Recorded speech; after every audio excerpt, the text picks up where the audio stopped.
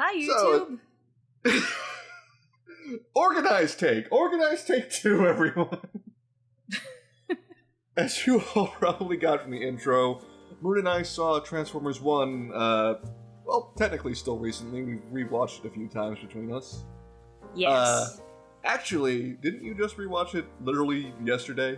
Literally yesterday, yes. I clocked out of work and I drove straight to the movie theater because not only was my local theater still playing Transformers 1, which is very fortunate because I've heard it's left a few people's theaters, it was showing like before the cutoff time of the matinee prices. So I was like, yes, $10 movie rewatch. Excellent. We saw it opening night with a group of friends. We actually flew out to Dallas. We were all flying in from across the country to see it together opening night. And then after I went home a few days later, I practically went like the day after I got back. Like I got home from the airport and I took a really long nap and woke up and I was like, I'm seeing that again tomorrow. Yeah. Which is fine because it's like my brother also wanted to see it, so there was a reason to. But yeah, exactly. So then I rewatched it first, and then we wanted to put together a video kind of like breaking down our thoughts, especially after actually Keej made a video like this, basically giving his thoughts for review, all that with Ralph Hot Wheels, legal name Ralph Hot Wheels, I think. Yeah, exactly. I'm fairly sure he's named for his grandfather. Yes. So, we aren't big brain geniuses like Keej TV, so alas. We thought about doing this after we saw what he did. I love hearing my friends' opinions about things that I also enjoy. Yeah, exactly, and that's kind of the idea with this too. And it does remind me, like, we also checked out the same night our friend Keen Carlisle's video with Jobby the Hong because they went to see one of the early LA showings. They went to the very first one, like the one that they rolled out the voice actors for. Oh yeah, like the one with like actual NDAs and things like that, so you could not, like an actual review embargo, so you could not talk about it. Yes. Yeah, literally the first one, like, you know how, because the one that you almost went to one, and I won't cause you to, like, dox yourself on which location, because there had been multiple across the country, but, you didn't really have to do much aside from RSVP for it. Like, Kian did this whole thing where he had to, like, email the event organizer about, like, why he deserved to get these early screening tickets and all that. Basically, his evidence was, I'm a TF YouTuber, please, this is a tax write-off. Please, look at this photo of me with Peter Cullen. I think literally that was one of the major things, because it's love Kian. That. Yeah, you gotta love him. that for him. Exactly. But yeah, point being, we both missed out on our chances to see them early. We weren't, cool enough to go to the ones that actually required NDAs, and neither of us could quite make the ones like the month prior. Honestly, by the time that I had an early screening near me, it was literally a week before the official release. So I'm like, like a couple of my friends went, but I was like, I'm doing travel and everything to see it next week. I'll hold off. Yeah, and honestly, I would say it was worth the wait, but the way we experienced it, I did need the refresh of seeing it again. I will say, it was. I don't know about you. Was it worth the wait? Like dodging all Definitely. The spoilers and shit. Yeah. No, I mean, it was definitely worth the wait to like have. First of all, we watched it. Like our group watched it in IMAX, which like awesome. Yeah, it was just worth waiting for, and like everyone was saying, it's like no, you don't understand. Hold off spoilers if you can, because it's really good to just like sit and experience. And I think it's right for like a lot of different reasons. Like aside from the obvious, it's like anything you get spoiled on, it's not necessarily surprising, so it might give you like the wrong idea about how good the actual execution is if you find out that what you thought was gonna happen does end up panning out that way, you know? Yeah. But it was good to just like sit there and like be immersed in a new retelling. The way you compared it that still really sticks to me is it's kind of like the old like Grimm fairy tales and stuff to like the Disney adaptations, like the classic animated films. It's like, it's a story we all at least somewhat know if we're even kind of interested in this stuff. Like there's not really a lot of surprises in the lore. Like you have the Quintessons as a significant part of it, like the Quintesson War and things like that, and then trying to have a hostile takeover of Cybertron. You have the 13 Primes and Primus and stuff like that, the Matrix of leadership, blah, blah, blah, blah, blah. But the way they tell it in the story with such passion and not a whole lot different, but enough to be interesting and fun for fans, and I would hope like new people checking it out for the first time and giving it a chance after like the Bay movies or whatever have you. Yes, a way where it plays out where it's still interesting, engaging, and a lot of fun, even if you have seen these things happen 1,000 times. Like, it's very charming, and I hope that like me describing it kind of as like akin to Disney films, like I'm sure that sounds very like reductive, but it's just the quickest way for me to say it's all of that stuff that I like about classic Disney, where I don't know, they're not patting themselves on the back too much. They're just putting in the effort to tell a good story, even if it's a familiar one. Yeah, exactly. It's not Disney in like the basic, in like the as like the a cash jab grabby way. Yeah, the cash grabby modern way, or like as like a jab in general, because even the good ones have kind of a reputation. Right. Get a very cynical reputation online, but it's like that in a way where, like you said, it's a story we already know, or at least know the broad beats of. If you're a Transformers fan who's seen like even one interpretation, or especially several, like we have, because we've been in it since animated in very tail end of 2007. Well, the live action movie and then animated, but you know. But yeah. I mean, you've been in it for longer, but I got into it in 07. Yeah. Technically for me it was 06 because of Cybertron toys and stuff like that, but anyway.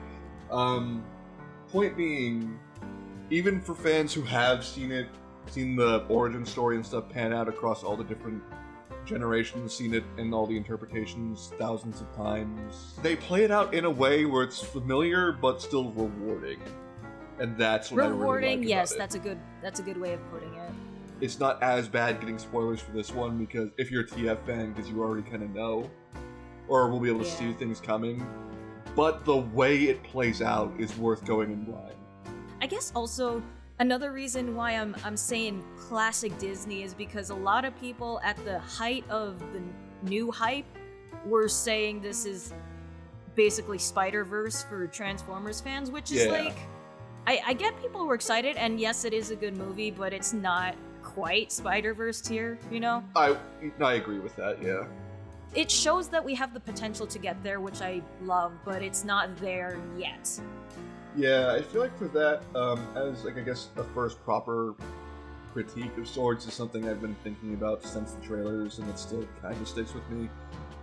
For the most part, I feel like the aesthetic could have been pushed a little harder. Like it could have done a few things that make it a little bit more, I don't know if unique is the word I want to use, because it is different enough compared to like some TF interpretations, though appropriately considering certain music motifs that come in here and there, and like they played it very safe, all things considered.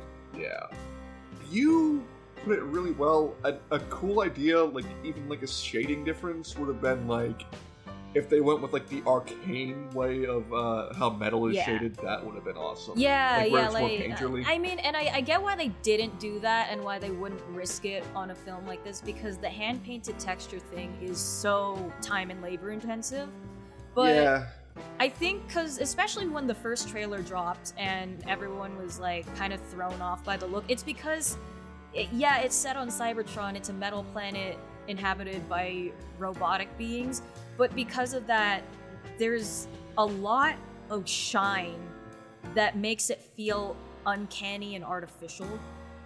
Yeah, and to it's the point something where, I'd gotten used to by the time that I saw the movie, but I think it would have it would have benefited from having a little bit more of like something a little more organic, for lack of a better term, like when it came to the textures. Yeah, I feel like it would have been a good, like, thematically could have, like, worked too with more organic painterly, like, shading and things like that, and maybe, like, matte painting backgrounds and things like that here and there. But with, like, applied to CG models, again, like with, I think, Arcane and Spider-Verse and things like that, because they are, I feel like a lot of things people forget is, yeah, they're robots, but they're, like, a living species of robotic organisms, so I feel like that interconnect of a more organic style of shading and like set dressing would have complemented like the CG like digital basis. You know what I'm saying? So I agree with that. I feel like, and like plot wise too, like visually it really comes short compared to like the stylistic risks of like Spider-Verse and Arcane and things like that. But plot-wise, also, like, it is a good movie. I stand by it's a good movie. Probably the best Transformers movie we've gotten so far. I know that might be a bit of a spicy take. Like, especially with, like, Transformers, like, 86 and stuff like that. Beloved as that is. And Bumblebee. Beloved is, like, the first one, like, the former is. We do have to kind of acknowledge it is very derivative, so it's very it's still like a beautifully animated movie and things like that, and if you're a Transformers fan it is really good and things like that, but it's a bit overplayed, and we do have to agree it is kind of derivative, which does detract from it with like more unique offerings these days. Yeah, I mean, also I'm just not sure how much of that is an issue of like, oh, we have to like give a baseline starting point for as like an entryway for new fans, and I don't know how much of it was like the Hasbro Evergreen mandate, you know? Yeah, exactly. They're doing a lot of smoothing out of lore and continuity. They have been for the past few years, which has kind of restricted what used to be a pretty big free-for-all when it came to like story and character design and all that. And like, to be fair, I do like how that is something I will give the designs in this movie. The designs of the bots themselves, for the most part, they're recognizable, but they're not evergreen, which thank God. That would have. Like, I'm so glad that era is like kind of on the way out because of like legacy and things like that. There's still like a streamlining that, you know, if you follow the toy line and things like that, it's very hit or miss with certain characters that are more stylistically different, like people who didn't like animated Prowl or like TFP Bulkhead or Knockout in the Legacy toy line. They do better with the designs in this movie. I do feel like there are still some consequences of Evergreen and stuff like that in the plot, the characters focused on, and things like that. But one, as like a kernel of like praise, just so I'm not like dumpstering on the story and things like that, and starting off this with like, you know, oh, this could have been better, this could have been better. I will say, you can tell there are plenty of people involved, at least in like the character design and things like that, who also really appreciate the lore and history of the series. Yeah, it was treated with respect, at least. Like, not everyone on the team was a diehard fan that was able to make the final shots like this, but they were careful with the property they were handling, which I appreciate. Yeah, exactly. I'm not gonna get into it too much with like hating on the Bay movies and things like that, because it's already overplayed, and it shouldn't be like the first resort for like critiquing this movie, like either elevating it or criticizing it. But that is something you do kind of have to give this one over those, because the designs are a lot more respectful to past iterations without being restricted to like the evergreen designs or being exact copies of the original G1 models, you know? Right.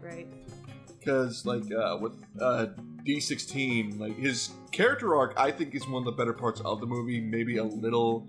My second watch, I did think, like, this foreshadowing with him and Sentinels sometimes was a little too on the nose. Like, early on where he's, like, really like, oh man, Sentinel Prime is so great! Sentinel Prime! Man, that's a leader! And things like that. And, Everyone loves this guy! Also, all the casual murder threats to Orion are kind of a red flag on my second view. Oh yeah, no, for sure. And I mean, they play it off as because it works even from the get-go, just because it's like you don't think about it too much. Because when it starts out, it's because he's kind of chastising Orion for being really reckless. So it's like, yeah, of course, like, smack your buddy up the backside of their head for doing that. Yeah, I can understand that. And then, like, it just keeps happening, and it's something that you're slowly supposed to realize, oh, he's just always like this. Oh, he's not playing. He's not entirely joking. The one that stuck out to me, like, I will give a pass, is, like, there's the one right after Orion wakes him up and tells him about, gives him the elevator pitch for, what if we race in the Cybertron, the Iacon 5000 or whatever it's How called. about I kill you for waking me up? I love that. And, yeah, because, like, mood, you know what, D. That's a mood, and, like, you can give those early ones a pass because, like, you know, close friends and things like that, especially guys. Yeah, and no, stuff I like think that. My favorite early one was when Orion's like, hey, so, like, if we had cogs, and then he just cuts him off like, I'd transform into a shovel and beat your ass, and I'm like, yeah, that's great, actually. Yeah, because even Orion goes, I don't like how fast you came up with that. Yeah! And I will say, yeah, in that regard, the banter between them is really good. Again, like with the Sentinel foreshadowing in Megatron, it's a little on the nose, and, like, I will jump ahead quite a bit. Right after Megatron and, like, the High Guard / Decepticons are exiled, I really don't think the flashback to them first meeting is necessary, personally. It feels like a little too... That felt like a really... Oh, you didn't like that? At the end? I like it on paper, I get the idea, the juxtaposition I think was a little wonky, personally. It's like, okay, yeah, we don't need this here, like... that's just me, though, I guess. I mean, like, it was an interesting pick for that, but I do, like, it definitely, that moment needed something to really drive home the point, I feel. I guess so. I guess, and you know what, actually I will give credit then. I still think it's a little clumsy. I do appreciate them not insulting our intelligence, like the audience's intelligence, by, like, flashing back to something we already saw. They did a flashback, but they made a new scene. I will credit that there real quick. You know what they didn't make new scenes of, though? Arachnid's POV that they broadcast to all of Iacon. Because that was all just reused shots from the movie.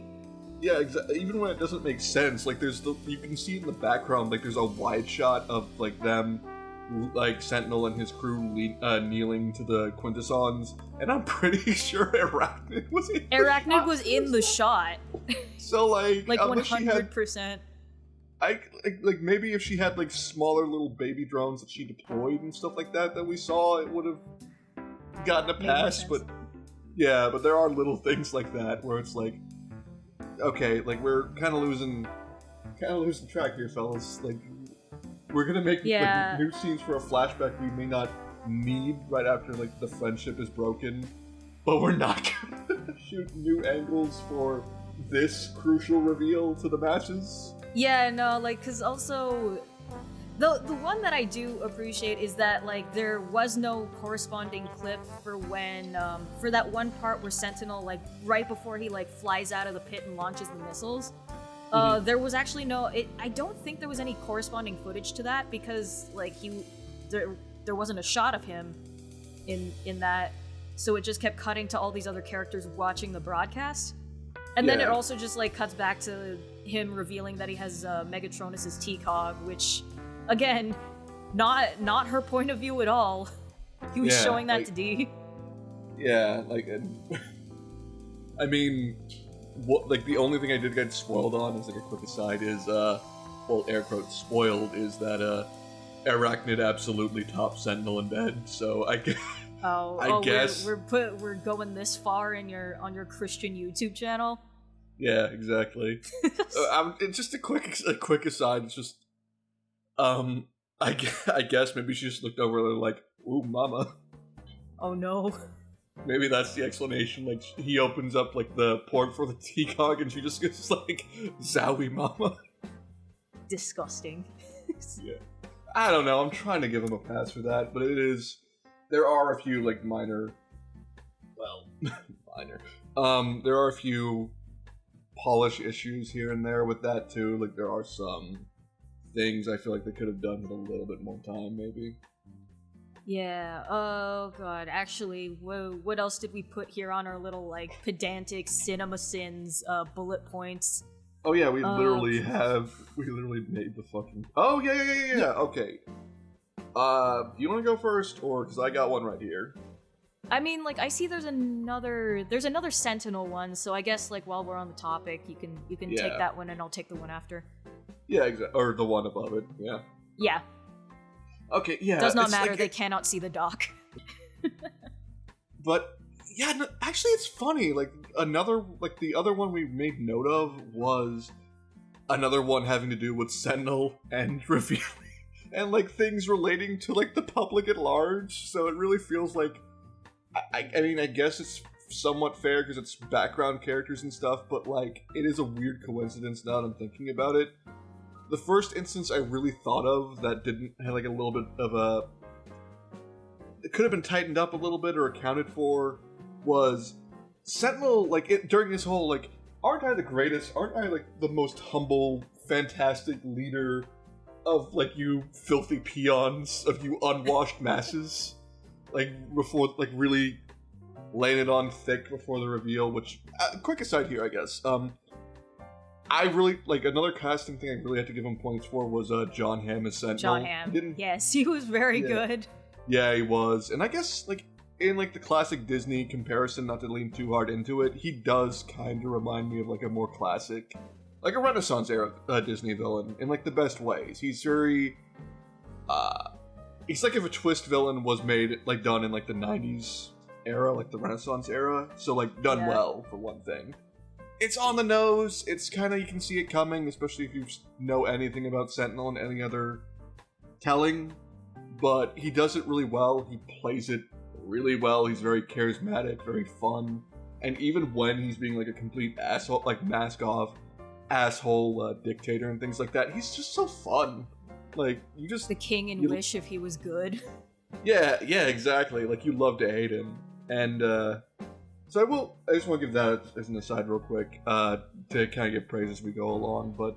Yeah, During the points where he's, like, really laying it on thick that he's such a good guy, and, like, oh, man, I love the people, I love, that guy.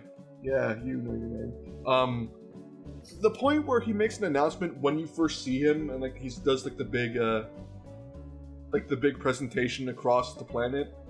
It's he announces like all shifts are canceled in preparation of the race that goes on the next day.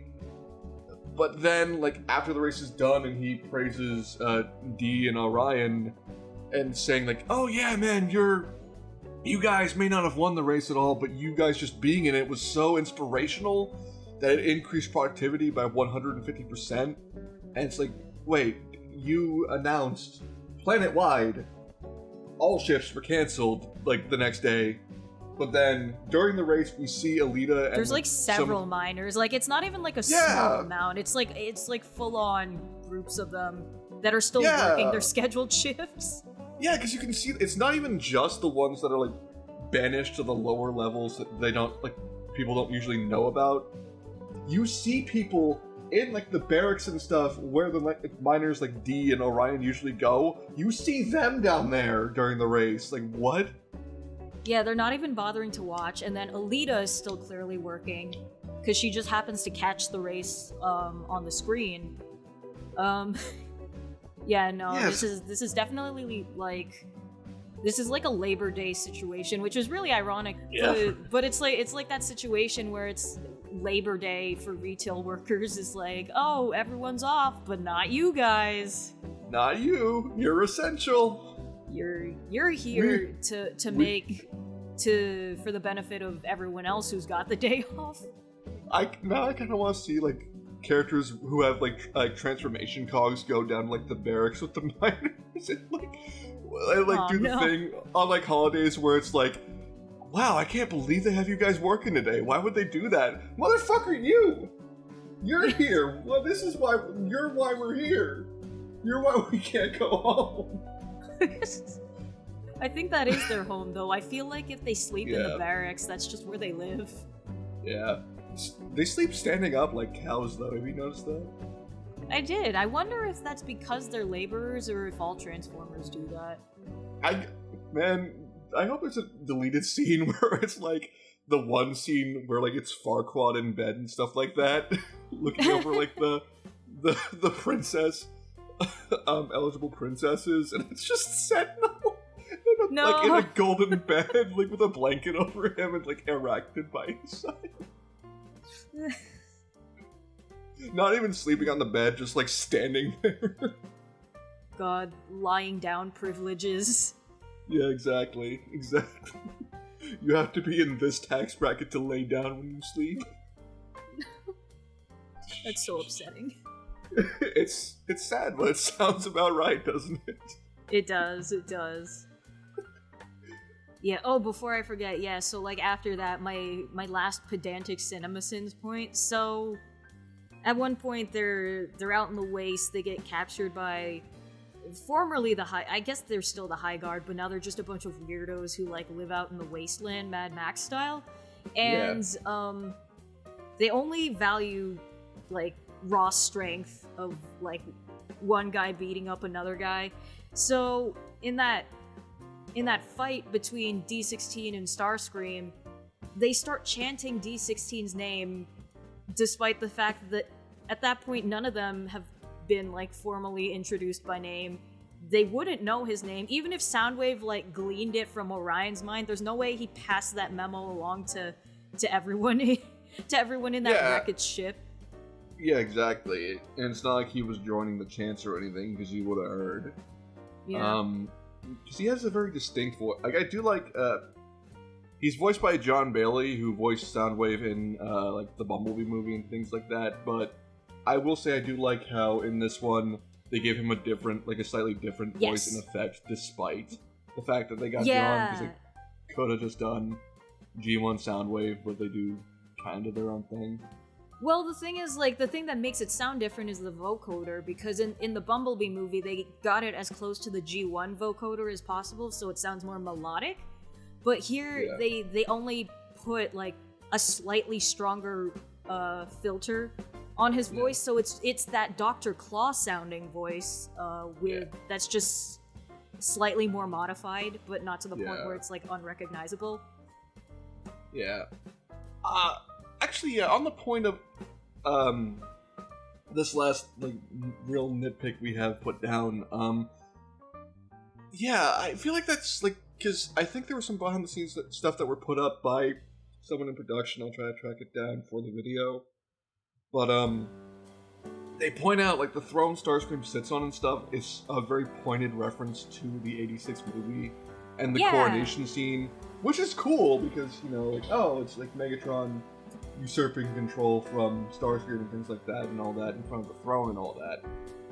Sadly, no trombones or anything like that for anyone to toot in the background, but I feel like that was a small, but that could have been a great opportunity to like cap it off and fix this problem with one extra line. What did he say his name was? I feel like that. Oh yeah, then they would know what his name is.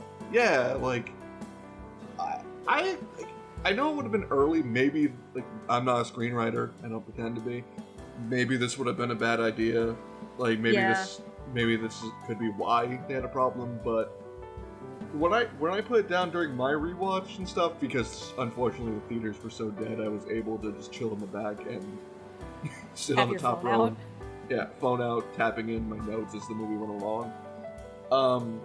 What I thought was they could have had, like, what did he say his name was? And instead of D, like, have that be the moment he calls himself Megatron. That, like, it might have been I get what you're saying, but it might have been a little early for the Megatron thing. Because because he takes that name on when he takes Megatronus' T-Cog from Sentinel. Yeah. Yeah, that's what I was thinking. It's like, this is why I'm not a screenwriter. I did think about that, but it's like, I don't know. I feel like maybe this is why could've... I hate the screens. God damn.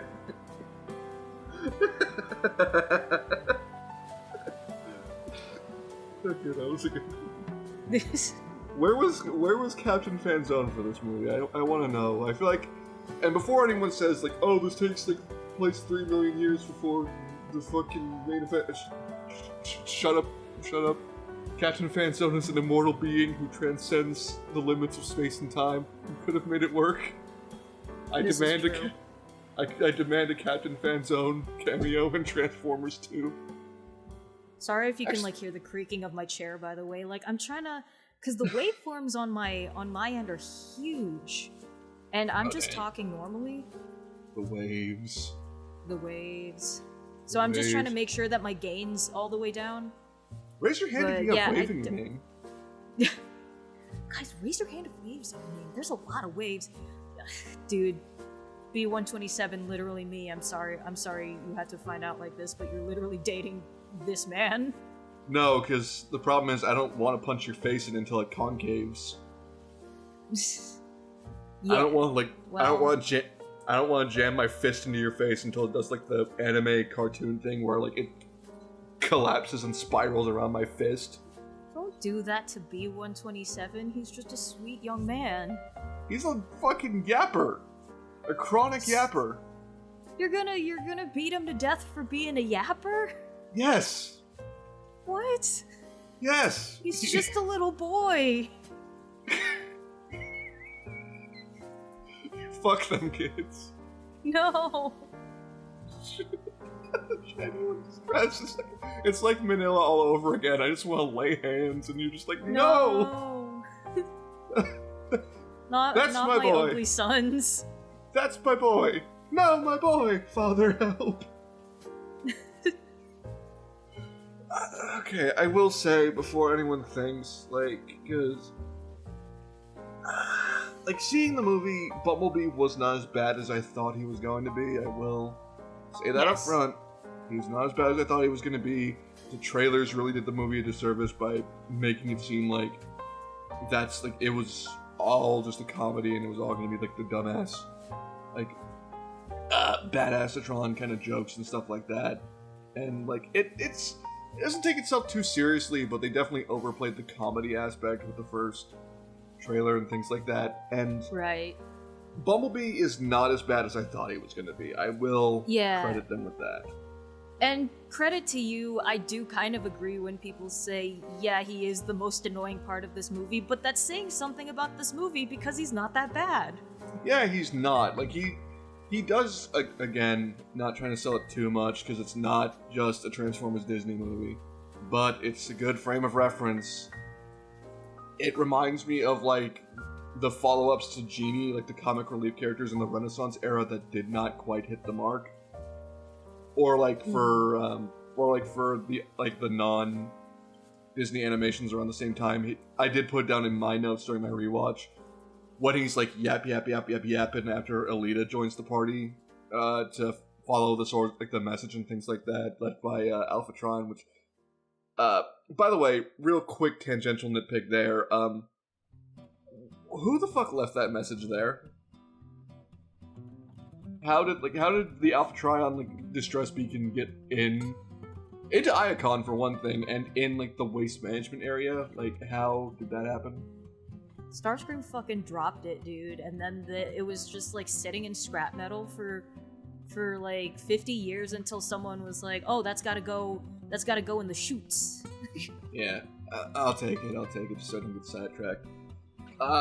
Like, right after Alita joins and stuff like that, where he's just yapping the whole time across the landscapes, it did make me think of Donkey from, like, the first Shrek movie and things like that, which is, like, a 50-50 compliment. Yeah. 50-50 on being a compliment and a criticism, because it's like... I don't hate him.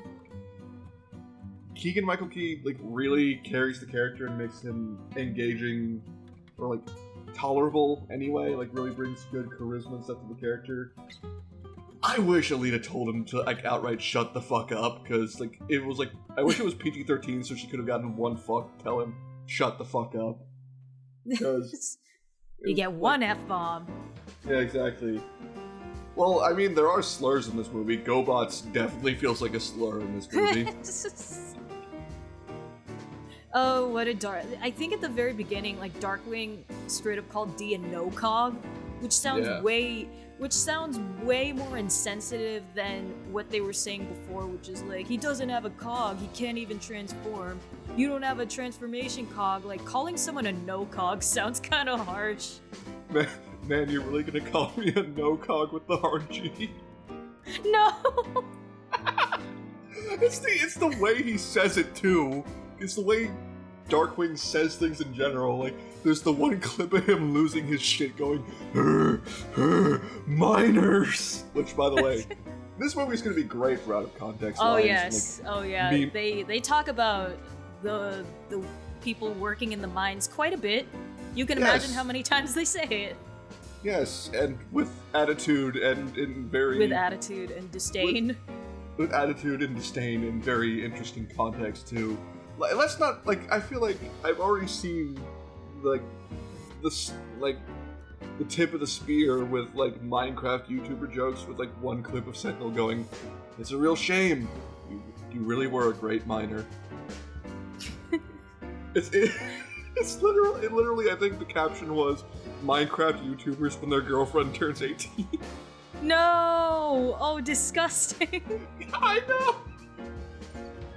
So, that's... I've seen the ones that are like, YouTubers when they get a little too famous. Yeah. and then, fans have taken it and it's like, a little less spicy than those ones. The alternative is, like, 17-year-olds when they are minors, and then it's like, teenagers when they turn 18. I fucking hate minors! Yeah.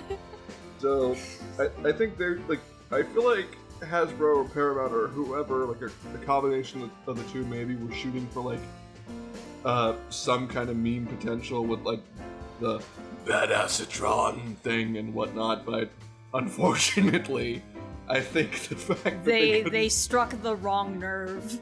Exactly. But to round it back to Badassatron, yeah, okay, so here's the funny thing.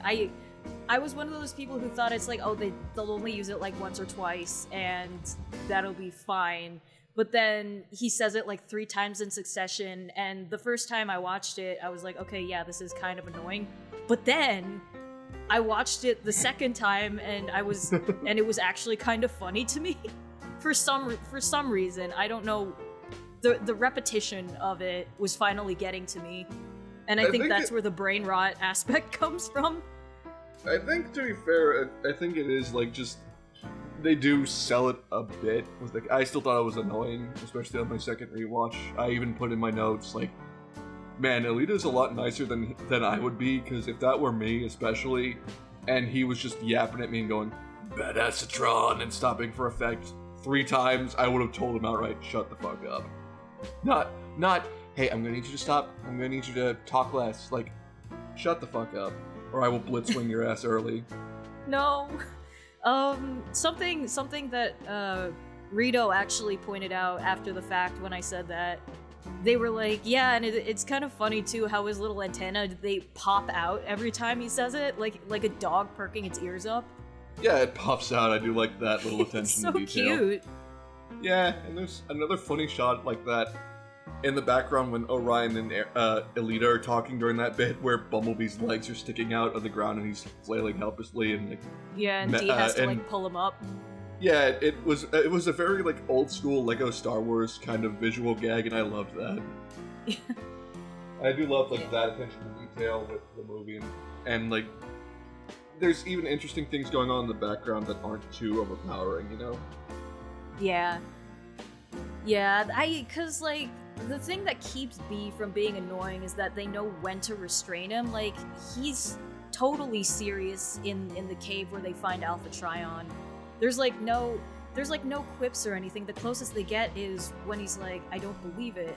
I mean, I can believe it, I just saw it, but still I don't believe it. And the way it's delivered is like, it's not like over the top like it's meant to be a joke, it's just him kind of having that stream of consciousness. And because again, it's been established that he's been down in sub-level 50 for a hot minute. So there's a reason for why he's so bad at the whole conversation thing, and it's not just him being an obnoxious like kid type character that's always just trying to get in the way on purpose because he's not getting enough attention. He's trying to like take advantage of the fact that he's being included in things with other people again, and that's part of what makes him way more sympathetic. And then on top of that, he reels it back when the situation calls for it. Yeah. And because let me see, what else did I note aside from the cave? I think so. There's the fact that he so him and D16, they were captured by Arachnid in that raid where she hunted them and all of the High Guard down. And I mean, he's being completely serious. But he's still doing it in a way that's in character. He shows like a ton of concern for these people that he only met like 2 days ago. Yeah, and especially because like D, like this is him like turning into Megatron. Like he keeps getting up and defying Sentinel to his face, even when he's handcuffed and unable to protect himself. And he gets knocked on his ass the first time, and he starts getting back up, and Bumblebee earnestly is like, "D, stay down." Yeah, because it's like he's still this guy that he saw like knock a High Guard bot like flat on his ass and almost like shoot his head off with his cannon. He's scared for this guy's safety. And then too, like after shit really hits the fan and Orion gets shot and D just lets him go, and then Alita's like ready to like jump in after him after he gets dropped, and like B's the one who has to hold her back. And it's like not, I feel like in a movie that was like a movie that would play these characterizations too on the nose, it would be the other way around, where it's like Alita, because she's more level-headed and responsible, would be holding Bumblebee back, or like whatever, B-127. Yeah, I know what you're saying. But it's the other way around, and it's like there's like a give and take to the dynamic of these characters. Yeah, and like again, points for B. Like it's a minor thing I think you pointed out, but it's that Bumblebee is the one who thinks to give Alpha Trion the Energon to wake him back up. Like he hands it to Orion, but it's him like in the background. He doesn't even say it. Like, hey guys, I think I could use like a fixer upper. I think we could top off his like gas tank or whatever. He just silently is like, oh, he's low on Energon. Like in the background, you just see like the gears turn in his head. It's like, oh, he's alive, but he's low on Energon. I still have some. Here, give this to him, kind of thing. Yeah, and it's totally nonverbal too. This guy whose entire personality revolves around him not shutting up, knew to shut up. Yeah, it was like all quiet, like just behind Orion and the others. I think you see him get the idea in his head, open up his arm, take out an Energon cube, and hand it to Orion, all with no dialogue. So I think that was like, yeah, I get what you're saying. Like, I still think he's a little annoying. Like, I do still stand by my theory that he was at some kind of Hasbro mandate, like, that he had to be that. I don't doubt that. Movie. Yeah. People keep saying, "Oh, like Dion should have been the fourth member," or "Oh, it should have been Jazzer." I think it could have been fine if you cut number 4 out entirely, and just had like Bumblebee as like a prominent side character, but one who doesn't follow them, kind of thing. Yeah, I mean, I feel bad for Dion because he's like always brushed to the side when it comes to the Optimus, Alita, Megatron origin story, but I also think it's... Well, first of all, this is probably a hot take because this has never been done in canon before, but I think Dion and D16 should just be the same guy. Yeah. With how often, like, a pre-Megatron has been used in the origin story these past few years. Yeah. Like, I mean, they already... it's as simple as them starting with the same letter, but, like, if you're gonna consolidate your lore like this, then why the hell not? Yeah. But here's a hotter, stranger take. I think it would have been really funny if they used Magnum from the Wings universe. Oh god, and, like, kept the implication that this is the guy who turns into Ultra Magnus. But then it would have been, like, even funnier if they kept the B-127 personality, and then that was just Magnum. Oh yeah, like... oh yeah, you did see that. That would be awesome if it was... Like, the idea that guy turns into Ultra Magnus would be so funny. Especially if it was, like, more like the IDW 1 version, because, yeah, like, the original G1 version was kind of a stickler, was, like, more no-nonsense, but he had, like, you know, he had, like, a lot more heart and stuff like that. He was the guy who literally jumped onto people, like, so they wouldn't get hurt and things like that, and, like, in the 86 movie, he, like, specifically walled off the other new 86 toys so they wouldn't get killed by Galvatron and stuff, even though he had the Matrix and all that. So the idea of him before the upgrade with that personality actually would have been kind of awesome. Wait, actually, you know what? I think now I'm 100% convinced this would work. Do you know why?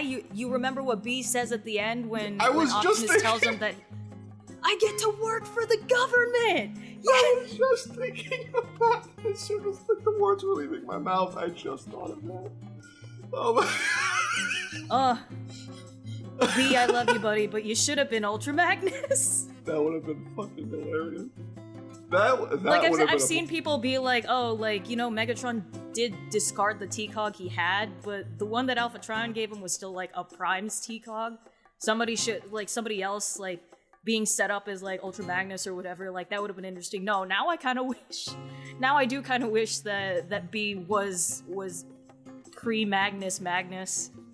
Yeah, that would like, that would have been insanely funny. Like, it's like all of that lead up, and then the only hint that you get of, like, who he turns into is the I get to work for the government line. Yeah, and, like, maybe that instead of, like, the full battle mask, it's the visor Ultra Magnus has sometimes. Oh yeah. Like the glasses and stuff like that. That would have been kind of nice. Yeah. But that would have been so fucking legendary. But alas. You know who we haven't talked about a ton since we started this entire spiel?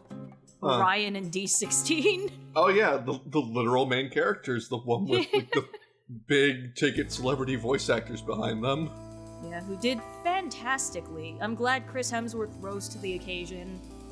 Yeah, and I'm glad will say, Brian Tyree Henry. Yeah, I think did such a phenomenal Megatron.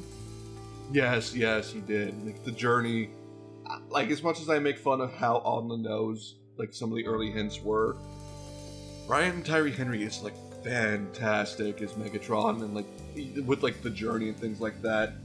And especially at the end when you get the lovely TFA homage of like, Decepticons, rise up! And just, he fucking ate that. Hell yeah.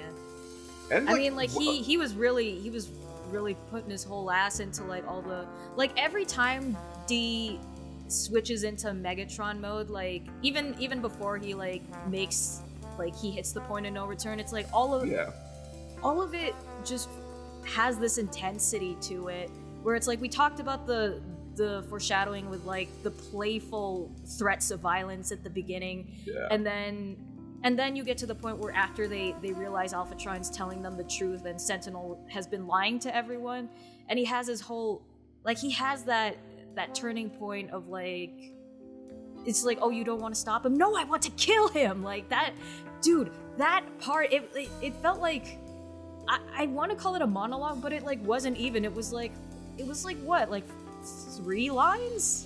Yeah, it was like him. It's like, I want to kill him. I want to see him in chains and march him through the mines so everyone can see the false prime he is. I want him to suffer and then to die in darkness.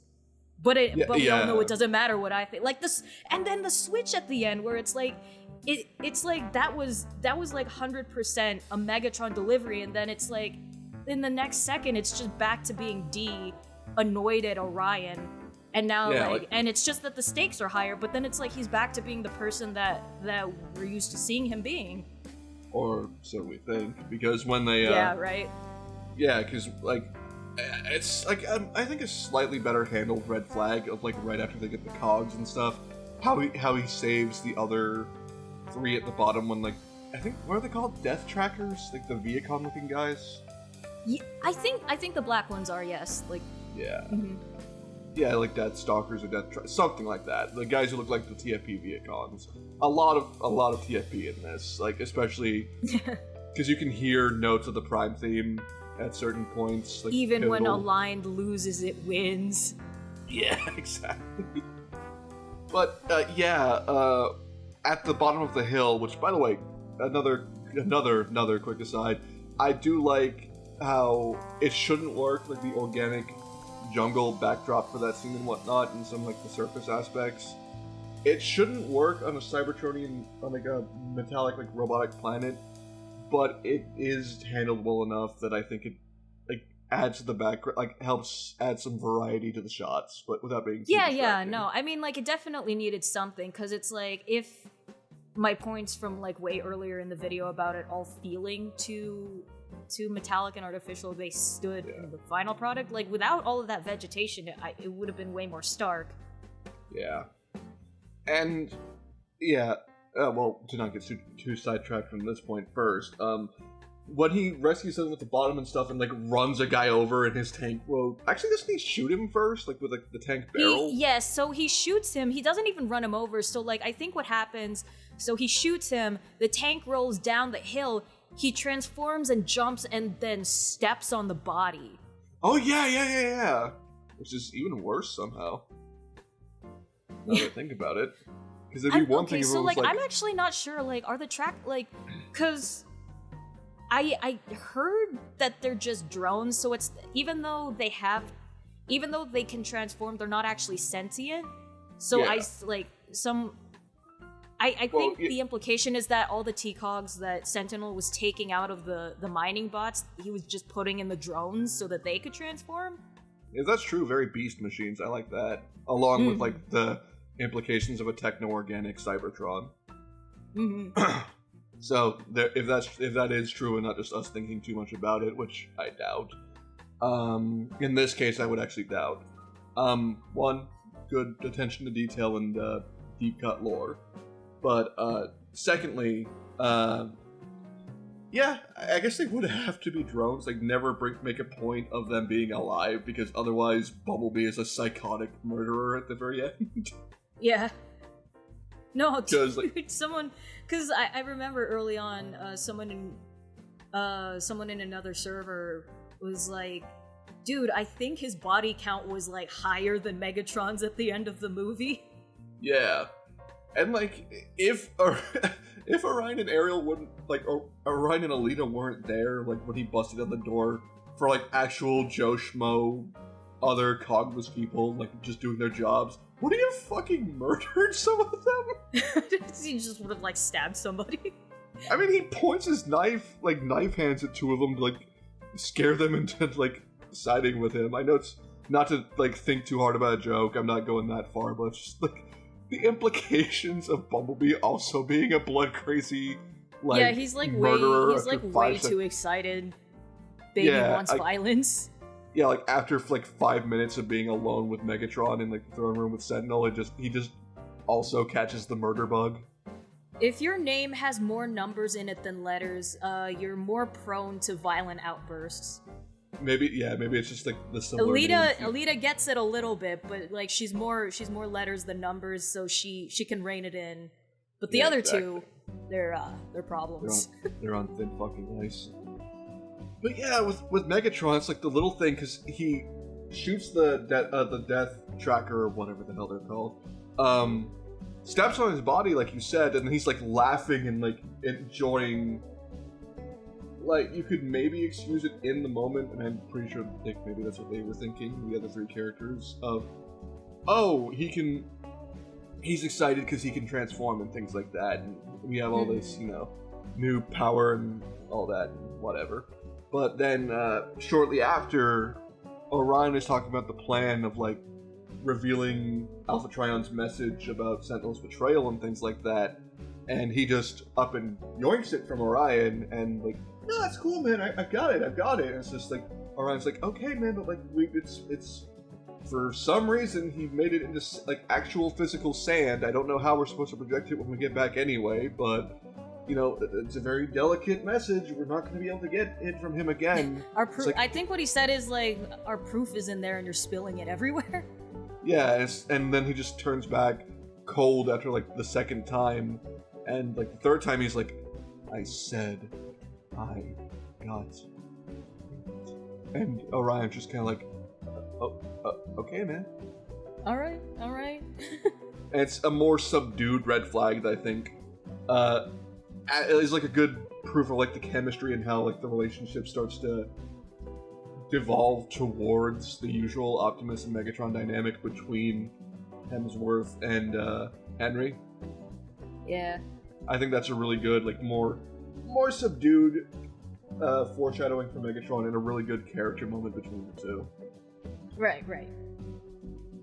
I mean, like, you've been talking a lot about D. I guess I'll take Orion then. We love an Orion Pax that is just a belligerent little shit.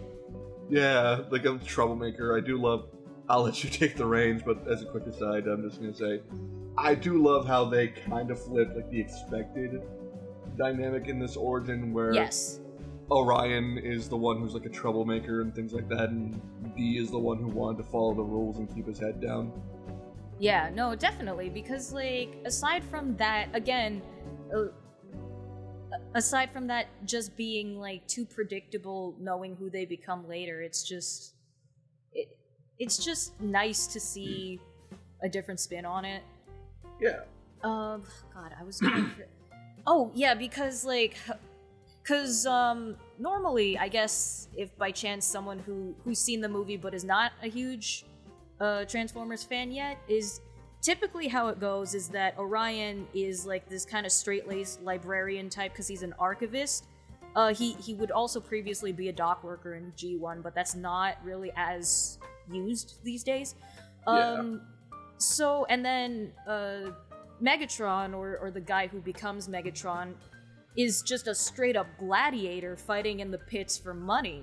And or in G1, he's a miner alone without Orion. Yeah. And Ori. Sometimes it's both, sometimes it's just one or the other. And in the original cartoon, he's just, a warframe, and that there's nothing really to it, honestly. Yeah. So it's cool to see because like they play the characterizations in previous media because they don't focus as much on the origin story. They kind of just play them as they are. They've always been these types of personalities where like one's very altruistic and likes following the rules but doing the right thing, and then the other one's just always been like a bloodthirsty freak. Yeah. It's good to see that turned on its head where Orion's still out to do the right thing, but he's more into breaking the rules about it, and then D is more straight-laced, but he's, how do I say this? He'll enforce good behavior himself if he has to. You can kind of tell. Allow me. Yeah, right? Yeah, he's all about staying on protocol and being a good little lad, or else. Or else, yeah, exactly. I like that. And it's also just like, can we talk about the opening scene where Orion's like doing the motions to transform and then he just bolts? Yeah. That one was Spider-Verse-y, because that one reminded me of the part where Miles first got his powers, and he was about to do that thing where he jumped off the building, and it's like, okay, let's go, and then it just smash cuts to him taking the stairs. That actually reminds me of another bit from that movie where it's like, because it's him being cornered by like guards and stuff like that who knew him, including Darkwing, or at least who's Morales? Yeah, who's Morales? Not that dumb. No, I could see that, because it's like, the second they clock him, he's like, oh my god, thank God, guys, I'm lost. Where's the exit? Yeah, exactly. Way to go, dumbass. Yeah, it's like, oh yeah, no, it's not like they already know you. It's not like this has happened before or anything.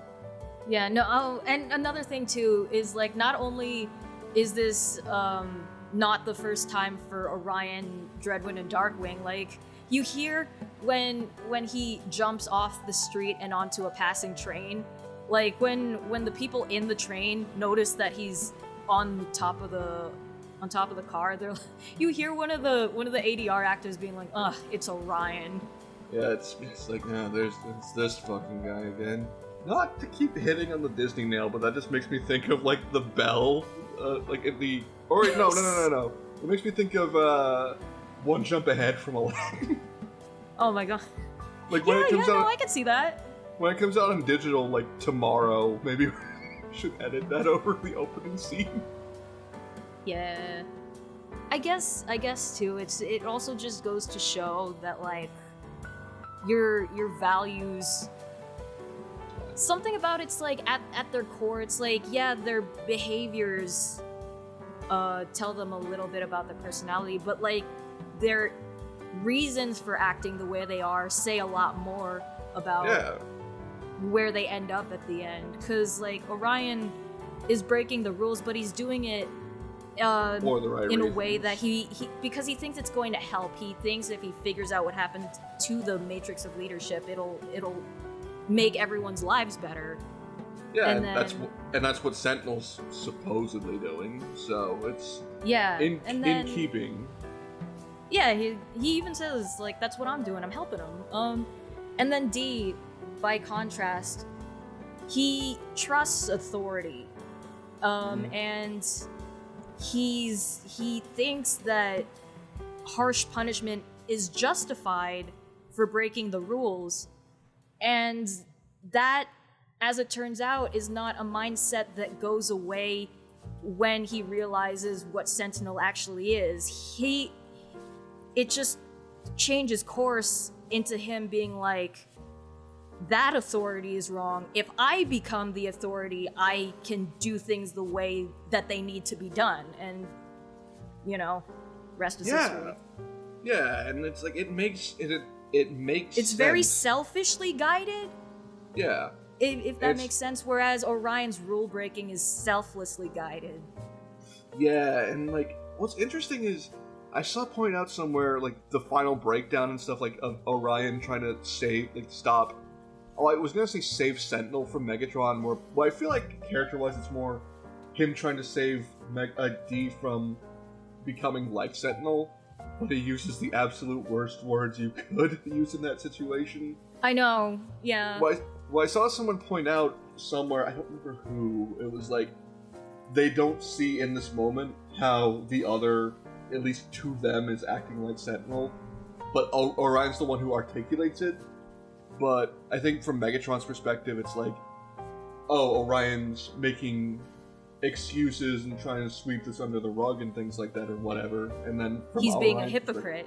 Yeah, so he's being like Sentinel.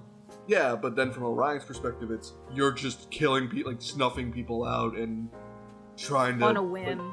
On a whim, trying to control through like fear and stuff like that, and just might is right and things like that, and that's how he reminds him of Sentinel, which is interesting. Mm-hmm. And yeah, I think that's a really good thing, like their characterization. It's like the breakdowns make sense even with different base personalities to start off of. Also, you can see it reflected in the way their relationship breaks down, how that by this point in the story, it's so skewed. Like, their worldviews are so skewed and their perceptions of each other are also getting there, where it's like, oh, you're trying to keep things going like he did. I can't let that happen.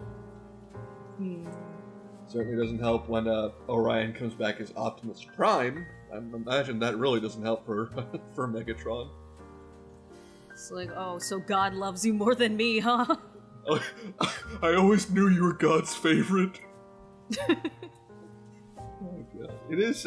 No, I like how our friend Megatronsky put it, where it's like, oh, okay, so it's like, if I saw that a guy that I thought I killed came back, rebuilt by God himself with a precious artifact, I mean, like, I would have folded right there. I don't know what the fuck Megatron was on. Yeah, I think by that same token, I think they were the ones who brought up the idea of, like, imagine, like, Megatron, like, is running on, like, pure adrenaline and not a lot of sleep because Orion woke him up in the middle of the night.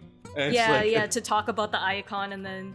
No, that was me, because, like, I saw someone made that comment on Kian's review video, where it's like, I think if D16 had, like, time to sleep and reflect on it, he wouldn't have been so drastic, and I'm like, wait, but actually, though, maybe? So just imagine him waking up in the wastelands and, like, the wreckage of, like, gross techno-organic Quintesson ships or wherever the High Guard are staying. Yeah, with a bunch of hyper-violent freaks.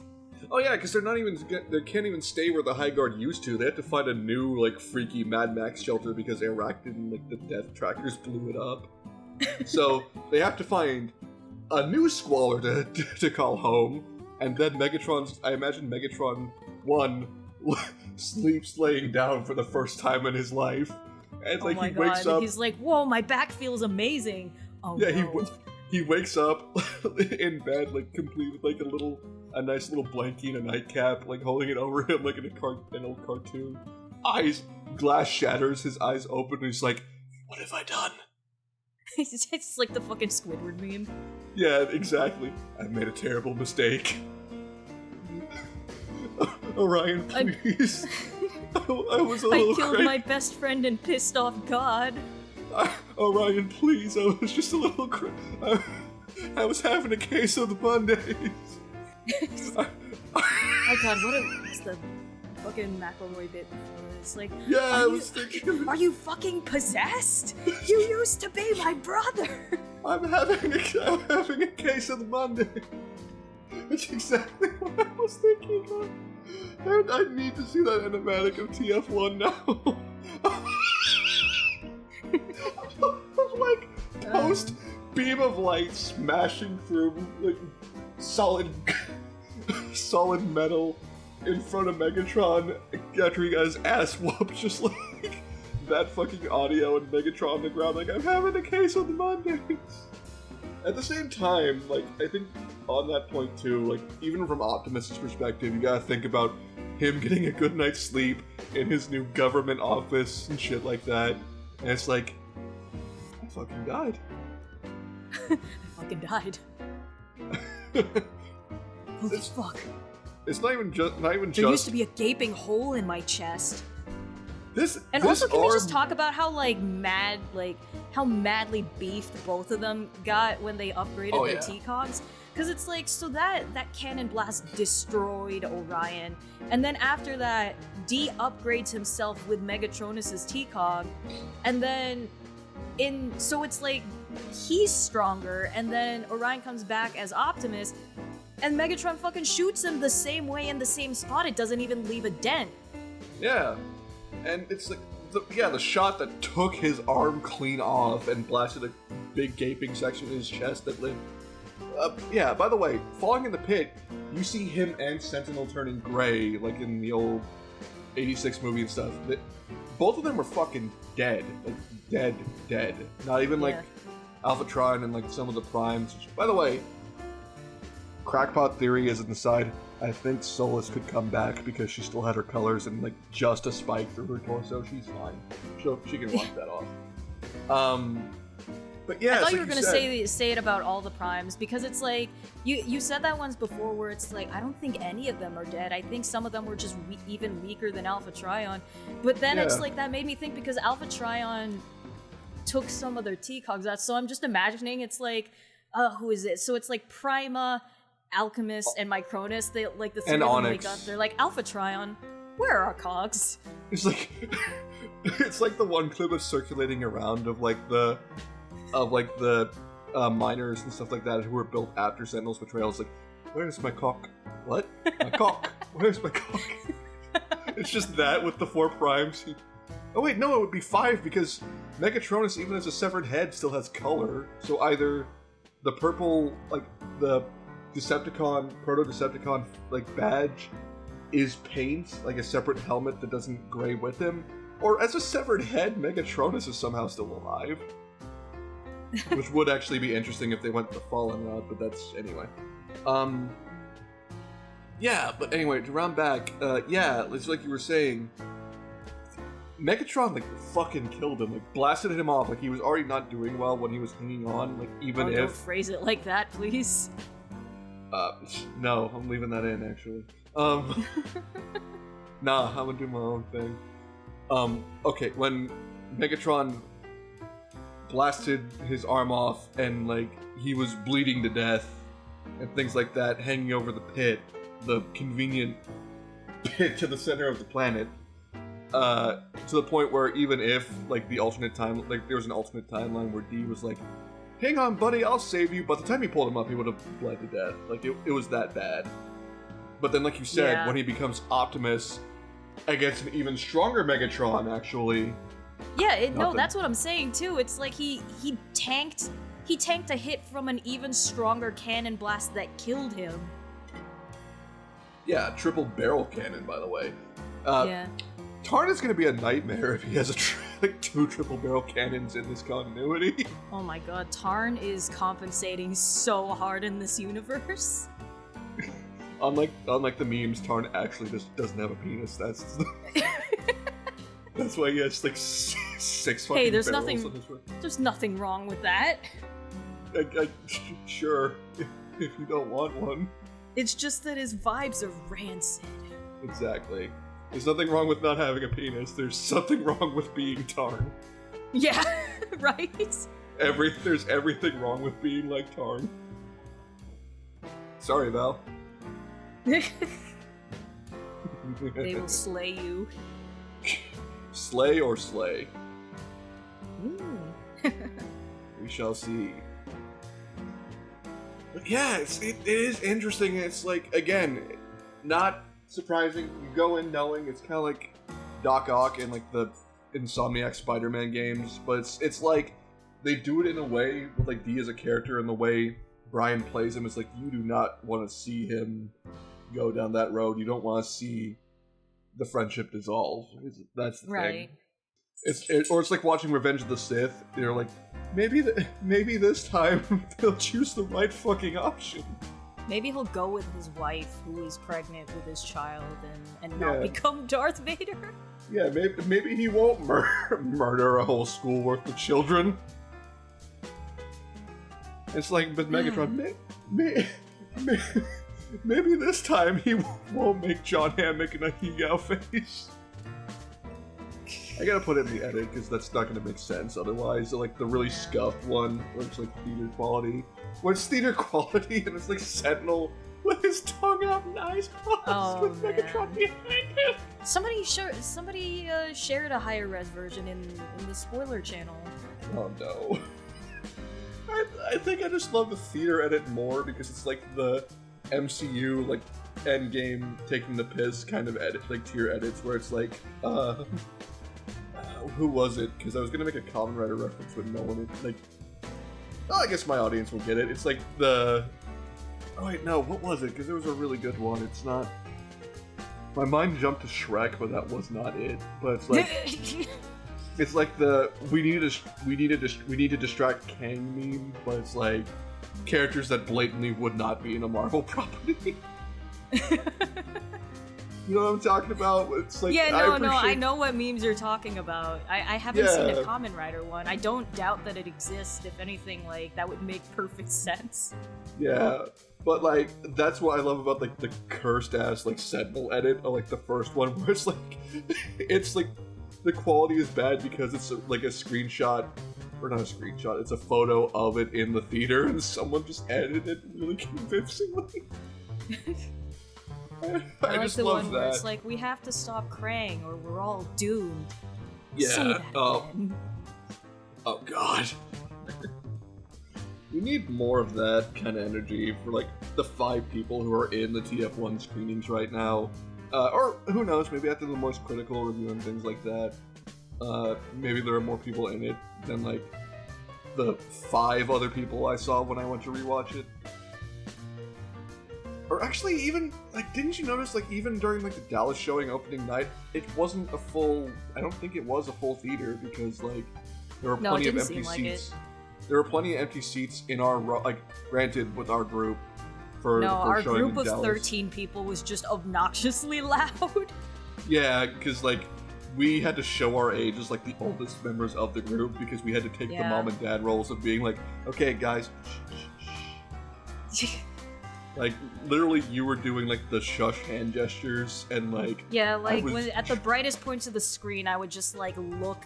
Because we were also in the middle of everyone, too, so I would look to my left and right and be like... And do, like, the down hand motion. Yeah, like, down hand motions, and literally even, like, shh at a few points. And, like, I would join you and, like, raise my hand up and go, like, yeah.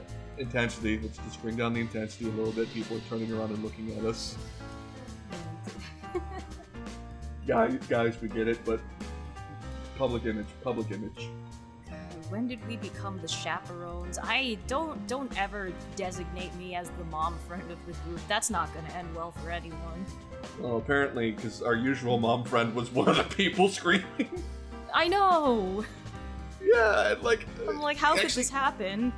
Yeah, like, on the way out, like, because this video is spoiler-filled because it's been a few weeks, and it'll, by the time it comes out... Yeah, no, they were walking out of the theater discussing things very loudly in an echoey-ass shopping mall that's, like, floor-to-ceiling, echoey tile, and I had to be with like, y'all, can you stop and think about what you're doing for a second?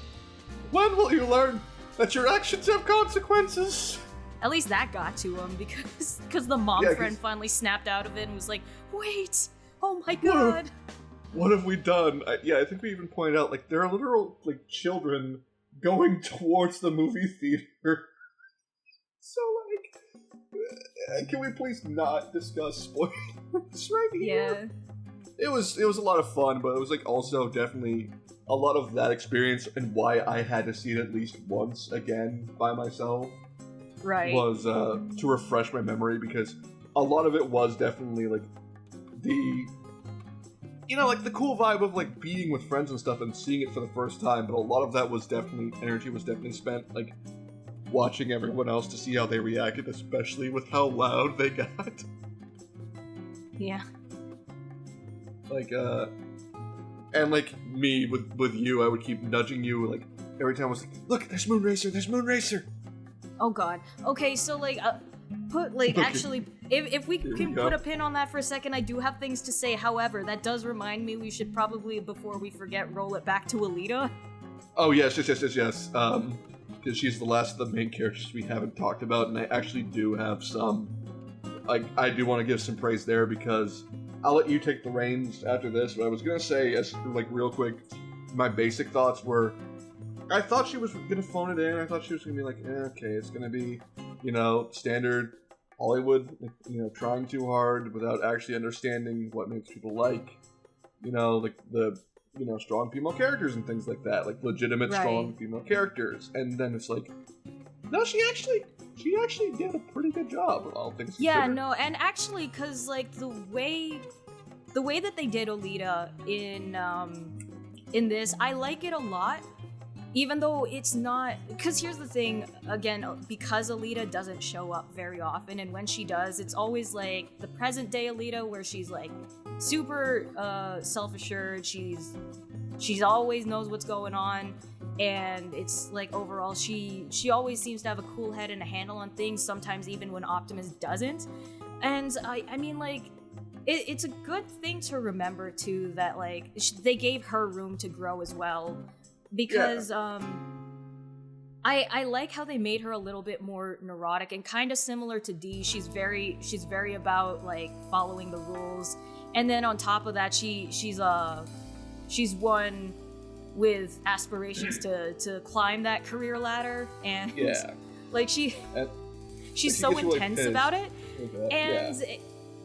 I mean, it's like, yeah, sure, like, she knows the way around her job, but she doesn't have, like, the people skills that people figure Alita has most of the time. Because, I mean, like, I guess with the exception of IDW1, where she was, like, more militaristic and scary like that. Because it's like, in Earthspark, very friendly and chill, it's like, even though she's like, yeah, she's a gym head, but she's a really approachable one, even for the kid-coded robots. And I mean, like, so she lacks that here. She lacks really the capacity to understand other people. It really seems like because she's so tunnel vision, laser focused on her own goals, that she doesn't stop to think about other people and like consider them. Because I mean, and it's so interesting because that part after the tunnel collapse where she gets fired, so she's trying to argue with Darkwing about getting fired. Orion steps in to help her and be like, hey, yeah, that was my fault. She turns around and it's like, no one asked you. And it's like, that was kind of bitchy, but then at the same time I can kind of see what kind of mindset that is. She just almost lost 3 of her workers and then got punished for it, basically, even though everyone like came out of it on top. So it's like her stress levels are like through the roof. This is not someone who's got a handle on like keeping a cool head, acting rationally when things don't go her way. And I don't know, there's something refreshing about seeing an Alita that's more like that. Yeah, like not quite. Yeah, and hearing the panic, like Scarlet, yes, like her performance really sells when she gets stressed out and panicked. Like when they're on the surface and she's like, I get caught on the train. Where's the train? And then they see that it's gone in the completely other direction, and she just starts screaming and punching shit. So good.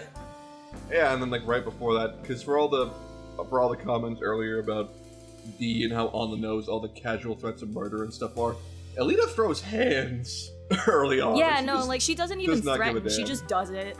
Yeah, because an actual funny thing I do remember is like, on the surface, like after she wakes up, it's like Orion going, can you please stop punching me in the face? Yeah, no, and I think because you were joking about it earlier when we were talking about B, about how she was being very nice and generous to a very annoying B-127, but I think, again, that's her, like, laser focusing on whatever task she's been given, because she's not even looking at him, she's looking at the map, and she's like, shh. It's not like her attention is, like, fully on him, and she has to listen to him jabber. If she can, like, shut him up in a way that doesn't, like, expend as much energy, she'll just do it, because she's got more important things to do. Or she'll tune him out as best she can, because it feels like she kind of does. Yeah, because she kind of had to for that entire montage. Yeah, she had to, so it was like, okay, fine, whatever. It's like, again, it's like with her punching Orion and stuff, it's not played up too much. Like, she's not some super violent meathead. Like, if she was, she would have just been like, absolutely. And she's also not like, I mean, like, in a technical level, she is more knowledgeable than anyone else in the group, but then it has to be balanced out in other ways. Because again, like before she gets all laser focused on navigating, like actually I think too is like she's self-aware enough to know where her skills are, because it's like that point where she's yelling at Orion, that's her giving herself a task where she like takes the map. It's like I'm the one navigating, and then it's like if this doesn't turn out the way that you say, we're gonna do this, and this, and then you're gonna say things that reflect me very positively because I'm not getting in trouble because of you again. Because of you and those two, the two that I just called slurs. Yeah.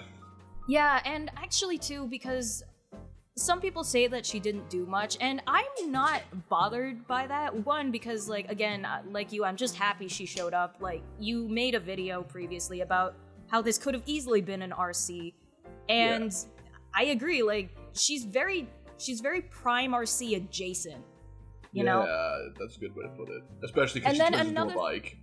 Yes, and then another thing too, another reason why I don't mind it is because they set up, even though they didn't, like, do a whole lot with her, they still set up an arc. Even it might not have the full payoff that we think it does yet, but I think they're setting up for even more, because the whole point is that she is, like, where she starts out, again, very career focused, kind of inconsiderate, doesn't like breaking rules because she wants, you know, to ascend in the hierarchy and, like, be the one needs to have some kind of task. These sort of things. So, like, she likes tasks and structure and is not very good with people. And then you kind of see, as she opens up to Orion, it's like, oh, like, him showing her all these like a different way of thinking basically kind of inspires her. And, like, I think in this way it sets her up to be the kind of out of the box thinker that you would expect a leader of a tiny guerrilla warfare team in the wastelands of Cybertron to work. Because again, for the new fans or whatever, or people who haven't seen the single episode that the singular episode they appeared in G1 and Never Again, that's basically what Alita 1 does. Is like, she's on the ruins of Cybertron while everyone's on Earth, surviving against Shockwave. This will be funny later, because Shockwave in G1, he's the one left in charge of all the Decepticon, Energon, and just the planet in factories, general. Facilities, whatever you want to call them. So he's got the upper hand on Cybertron, and they're the ones who have to, like, sneak around, raid his fuel, do all that to survive. And I think her being this way and then shifting her ways is a good setup for her becoming that. Yeah, exactly. And actually, kind of on that note, the one scene I still really like from this movie is the speech she has right after D and B-127 are captured and stuff like that, and all hope seems lost and things like that. Right before the third act, you know. Yeah. Where her pep Orion, talk. Yeah, her pep talk. Yes, exactly. I really like that because it shows her potential for being not only a leader, but being more personable and stuff like that, which she would need to be later. And also, I'm glad they don't emphasize it too much. It could very well not be something they set up or focus on too much if there is a Transformers 2 or whatever they would call it. But it feels like a nice organic way to set up and like a positive evolution of her and Orion's relationship, even if not necessarily romantic, or at least not right away. It's a sweet moment, and like her being playful and stuff, because she starts it with "I'm better than you," but then like "I'm better than you in all ways but one." It's a very sweet, well played moment that really hints at, like you said, like hinting at her, like giving her an arc and like hinting at her becoming more of that figure that we see from G1. Yeah, so because then now she'll be capable and super badass and cool, and on top of that, she'll be really nice to her team, and that's great. She'll be able to like lift people up when like they can't get the bigger picture or appreciate everything about themselves, because she's the one who gets Optimus up again, or Orion up again. It's like, hey. Oh, don't phrase it like that. No, I'm keeping that. No. She's the one who uplifts Orion after D and B are captured, and they're alone with like the Mad Max High Guard weirdos in the ruins of their desert squalor spaceship. where she's the one who's like, I'm better than you in every way, except you have hope and you inspire people. And yeah, and she's like bringing up all of these points that earlier had just pissed her off. Yeah. And like you can see it's like now that like she's acknowledging that they were good, and it tells a lot about like how far she's come, that she's able to reframe things like that when they were like viscerally negative experiences for her. Yeah, and like it's and like after such another like harrowing setback, and like now I think about a disruption of her plan, because technically this is after her whole thing of like her task of, I'm leading us to the Matrix, and if this doesn't work out, you're gonna like do what we didn't do the first time, and you're going to properly own up in a way that makes me look good, kind of thing. Mm-hmm. This is her after that plan completely falls apart, and like all semblance of like the old life she would have had is gone. But she handles it a lot better than Dee did, and uses it as a moment to really uplift and help rally like Orion and the others. Right. Yeah, so really, I mean, like, I like how she kind of serves as a foil for everyone else, too. Yeah. Because it's exactly. Like, it's pretty clear how much of a foil she is to Dee, just by virtue of, like, she's a heavy hitter and very, like, rules-abiding in the way that he is, but it says a lot that he becomes the big bad and she does not. Yeah, it's just, like, just the difference in, Yeah. The difference of, like, how such a world-shattering event changes them, like, how they respond to it. Because Megatron gets outraged and things like that, but Alita, I'm pretty sure, like, early on is thinking about, like, well, what are we gonna do? Like, what do we... Like, they have to know back home, kind of thing. Yeah, and then it's like, and then she's like a foil to Orion, because it's like she has the leadership experience, and that's something that he has to grow into. But then, as she even admits herself, there are a lot of qualities there are qualities he embodies she does not, and she appreciates that. Yeah, and then at the end, when she's when Orion is Optimus and he's talking to her, and it's still an extension of that playful banter. It's still like she hasn't lost her bite, and she's not all, all chummy and friendly and stuff, but she's built up like a respect and stuff, like a mutual respect with Optimus, and so it's like, I believe you deserve a promotion. How does, like, what was the first one he offered her? It was Major, and then she upsold him to Commander. Yeah, love it's that. Like, and he was like, perfect. Yeah, exactly. It's like, it's really good. It's like, again, even if they don't necessarily pursue the romantic angle between them, it is a good natural evolution of them towards that, one big Autobot leader to another kind of thing. Yeah, just a way to reiterate, these character interactions and dynamics are so good.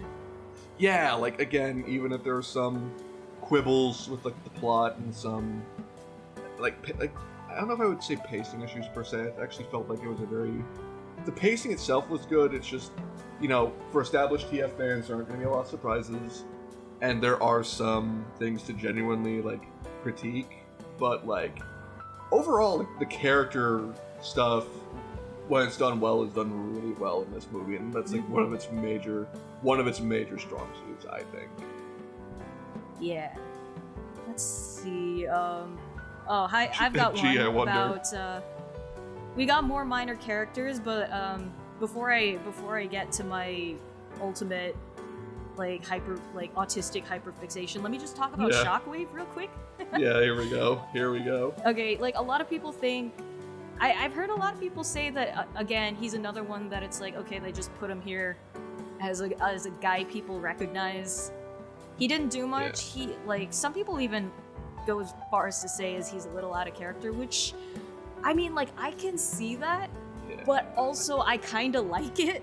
Yeah, exactly. It works. Just so it's on record, I do love Shockwave a ton. Like, he's my favorite Decepticon. Second favorite Transformer overall, aside from, like, the other character I'll get into, but... It's kind of why I'm here.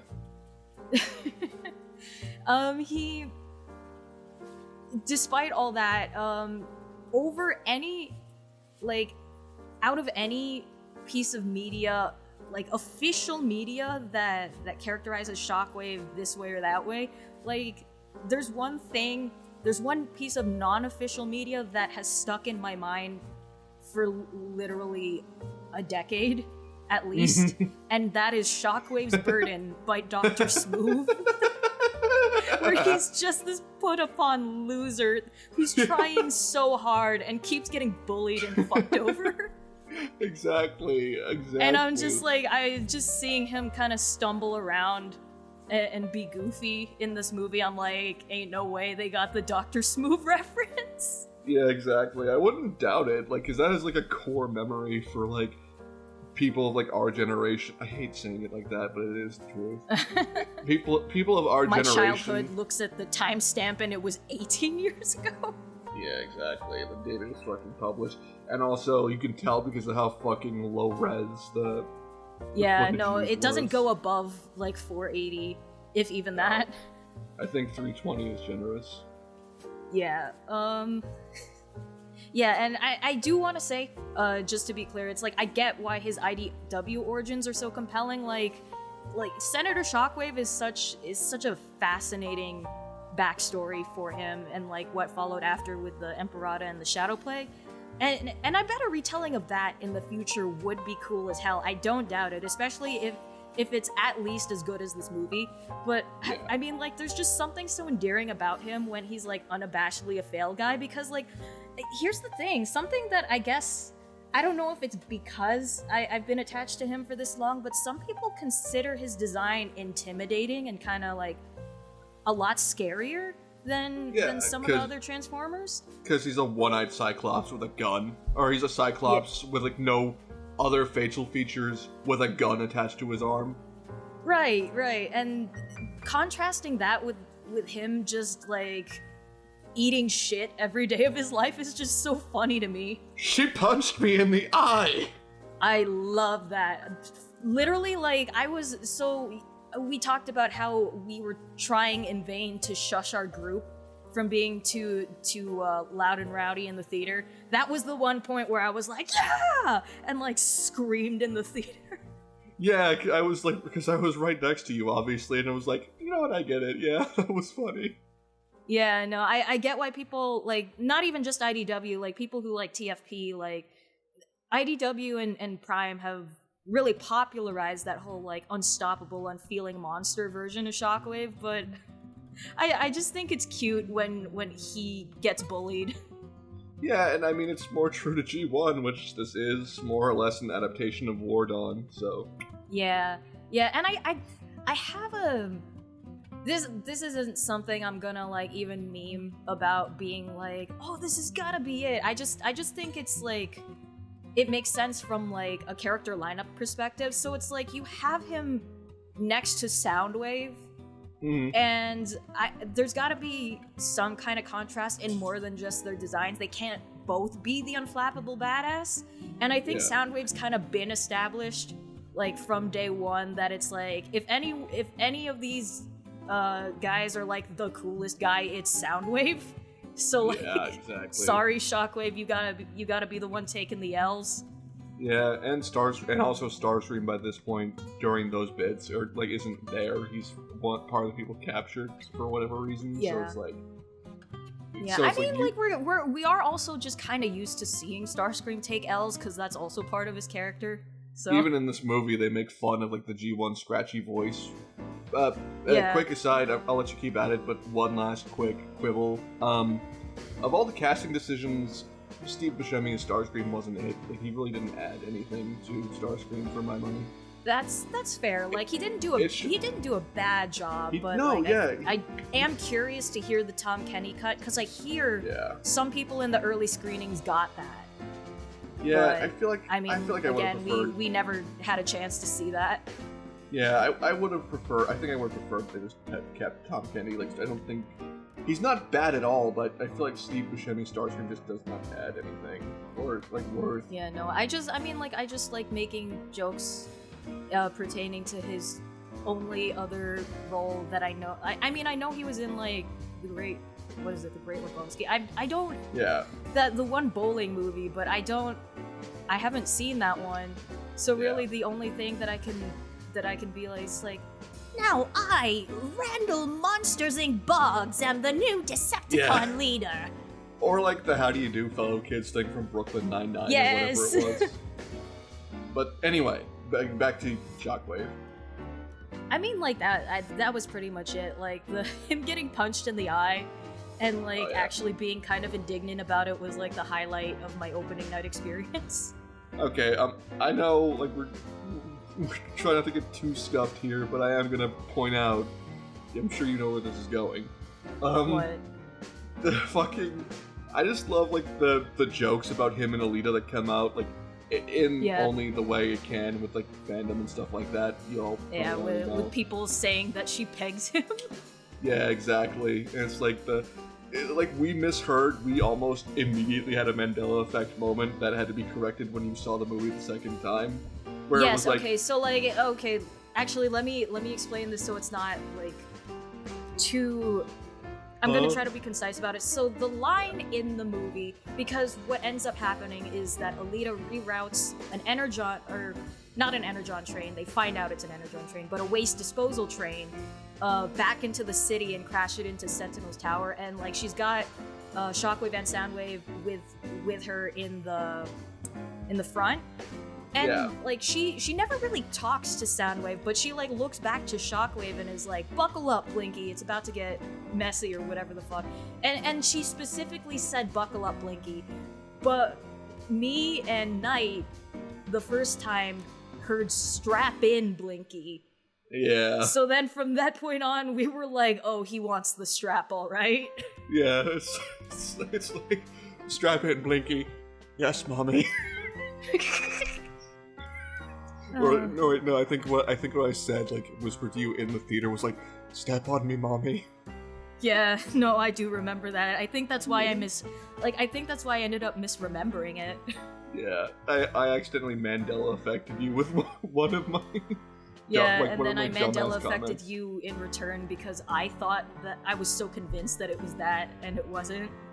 Yeah, and then it wasn't until you saw it for the second time where it was like, "Oh, she says buckle up," and it's like both of us were just like, "Oh, that's disappointing." So where were we? Well, I have one more minor character tangent to go on. Oh yeah, I think I know where this is going. So we've talked about, it's very cool. Arachnid's here, Darkwing's here. Oh yeah, love it for him. Alita gets a prominent role. Yep, main character status. But there is just one sticking point, tangentially related to Alita, coincidentally. Tangentially. So, yeah, don't. Yeah, I don't know. You can cut this I'm part leaving out, that but in. Oh, okay. It's about Moonracer, guys. Literally the character I was looking out for during the screening together. Okay, so like here's the thing. I stay losing because another thing that you didn't point out from I don't know if we would have remembered to circle back to this, but you mentioned that Firestar is like the only female character in the movie that doesn't give you the uncanny valley effect. Yeah, like everyone else is like, because of course everyone, like people in the fandom are like, y'all know how it is. Like some of you may not be in it as deep or feel the same way, but y'all know how it is. Yeah, so it's like Firestar's the pretty one. I stay losing. Chromia won the Iacon 5000. I stay losing. Chromia. It didn't even look like. Okay, so wait. Here's something that I have to get into. Actually, speaking of Chromia, so like here's the thing, right? Okay, so. Oh god. I don't mind that Chromia won the Iacon 5000. I think it has very interesting implications that Chromia's had a TCOG this entire time when Alita 1 has not. But here's the thing, so it's like the Chromia that won the race doesn't really have a head that looks like G1 or IDW Chromia, because she has a very specific silhouette to her helmet. Yeah, the wings. Yeah, because so like people at first thought she was Mirage or she was Blur, but no, like they name her in the movie. Yeah. However, something that I read on TF Wiki and then noticed on my most recent rewatch yesterday, there is actually a miner, like a cogless miner with G1 Chromia's actual like helmet shape.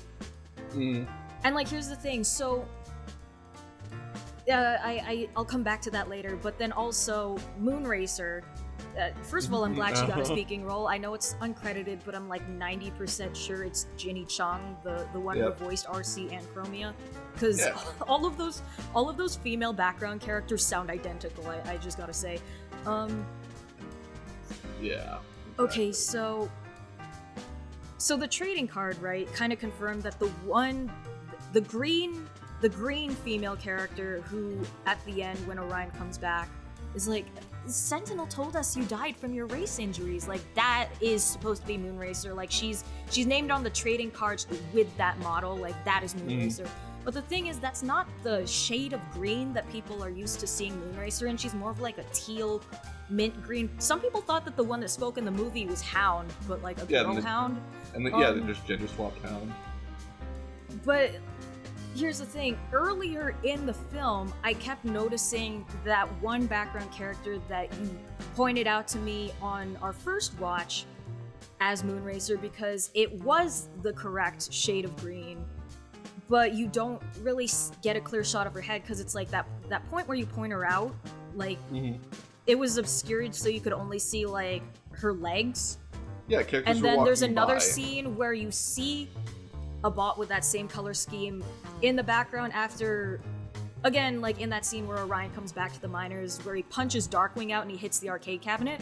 There is one that looks like her in the right colors, but she's really far away. I can't catch what her head looks like because of the lighting.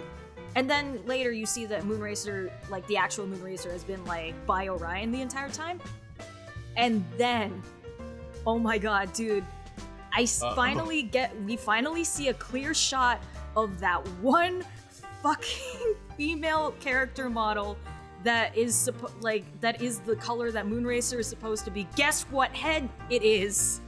Oh no. It's the G1 Chromia head. Oh my god. Yeah. Like, oh my god, it'll be like once it comes out on digital, I will freeze frame it, but like yes, that like it cuts away again to like it's the Moonracer it's like the Moonracer bluish green, but like with the Chromia slanted side fins on her. Like I was like, when I saw that and registered it yesterday, I was like, brother, you gotta be kidding me. It's a every BotCon day reference. I stay losing to Chromia. It's a BotCon reference, it's okay. It's not okay. That's not the one that ended up on our trading card. Every day. Every day, it's Chromia. I feel like when I got the rage sweats over how shitty The Predator is and how much I hate it, hearing you talk, not even seeing you on like a call or anything, like when we had that conversation, hearing you talk, I feel like this is your rage sweat moment. Yeah, I mean, like, I'm not mad, I'm just very upset. Very distressed, exactly. Well, I'm like, you couldn't even, like, even when I win, I lose. Like, there she was on the screen with the speaking role, and yeah, her color's off, but I know it's her. And how do you continue to mock me? With one like with this. The accurate colors and Chromia's head as, like, a War for Cybertron, like, Netflix trilogy reference. Don't even get me started on that. I will go into I have a separate video on my channel planned for that. Yeah, I'm kind of fueling that at this point. I want to see this now, because just like this snippet, I want to see the whole video. I will have I keep pushing it back because I've had the script semi-written for months, and now we gotta add like this part in it too. But now I want digital to come out, so I have those shots that I'm talking about. Just give it a week. You will see what I'm talking about. Just give it a week. Oh no. Oh, sorry. This was a very downer point to end it at. to end the character talk on. I mean, I appreciate it because, again, it's giving me a delightful preview of what that video is going to be like. And now, you have a motion picture tie-in reason to make that video. This is true. Exactly. And she did have a speaking line, and she didn't die. She did have a speaking line. She didn't die. She survived. We're making progress. She was Her called trading Alita's... card said she's Alita 1's best friend. Yeah, because she'll be famous one day. Because Chromie is a fucking sellout bitch. Come on. The funny thing is, like, despite all this, I do not hate Chromia. Like, the same way that I don't actually hate Powerglide for the Astoria Carlton Ritz thing. I actually think that's hilarious. But neither do I, for the record. I just think it's insane how Moonracer has done literally nothing and just keeps taking the L's. I mean, it's like, I go about my day and I'm like, I'm fine with it. She's some rando, of course this is gonna happen to her, but then I have a moment like this where I sit and I get to reflect and think about it, and I'm like, wow, what the fuck? And I thought I had it bad because Nemesis Prime hasn't gotten justice or anything in, like, anything recently. Like, there hasn't been a good actual take on the character since Scourge in, like, 2001. And even the toys have been, like, hit or miss in terms of accurate deco, and also being made in a golden age of Optimus Prime toys. But compared to you and Moonracer, it's like, damn, I'm doing just fine. Yeah, no. I'm okay, actually. No, you're good. You know nothing. You know nothing of my pain. Exactly, and I can feel it in your voice. It's the worst part. Yeah, no, because it's like this isn't rage sweats. It's just profound sadness. It's despair. it's the second stage of grief.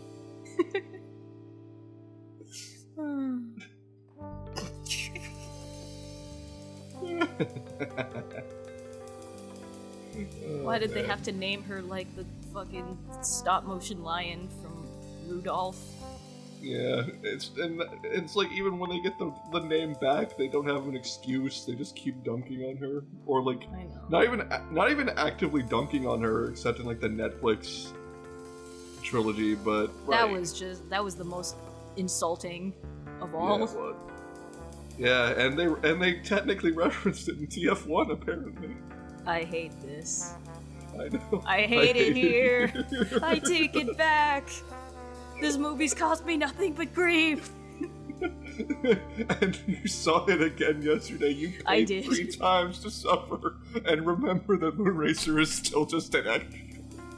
Oh gosh. At least my floor post literally can't exist yet. You're just getting haymakers. I know, I'm catching all the strays from everywhere. I know. Mine at least don't fucking exist yet because it wouldn't make any sense.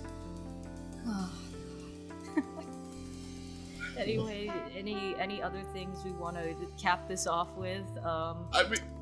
We talked a little bit about the visuals at the beginning, but looks like there's some points that we forgot to touch on just because they weren't relevant. Sorry? You sound so defeated. I'm trying to change the subject. I just scroll down to visuals and that thing, and it's literally the first thing I see. Okay, let's move on. I'll take it as a chance as like one final character like casting praise. Lawrence Fishburne was really good as Alpha Trion, even though he didn't have a lot to do. Yeah.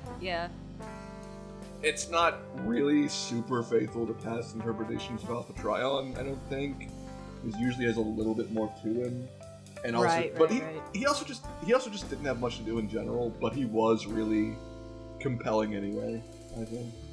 Yeah. Iacon looks really fun. Cool. Yeah, Iacon, yeah. We love those trains. Yeah, the trains are... Yeah, we're just gonna speed through this real quick. we love. I know trains. we've talked about the trains like this entire. I mean, not the entire thing, but we've mentioned them here and there. But it's just like we haven't said enough about how cool it is that it just generates its own tracks. Yeah. So it can go anywhere. I love that.